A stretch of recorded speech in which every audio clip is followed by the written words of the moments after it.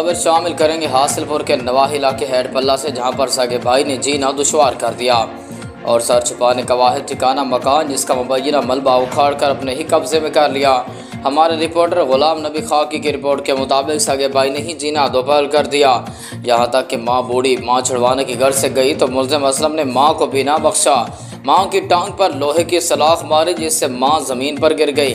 मुल्ज़िम असलम ने भाई को भी तशद्दुद का निशाना बनाया और नाक पर तशद्दुद किया और बाएं टांग पर भी शदीद जख्म दिए। दरअसल वजह यह बनी कि मेहनतकश अकरम घर से बाहर था और बूढ़िया वालिदा घर अकेली मौजूद थी।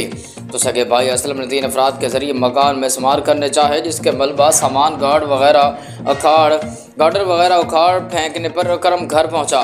वकवा देकर असलम व दीगरान को रोका, जिसने भाई समेत वालिदा को भी तशद्दुद का निशाना बना लिया।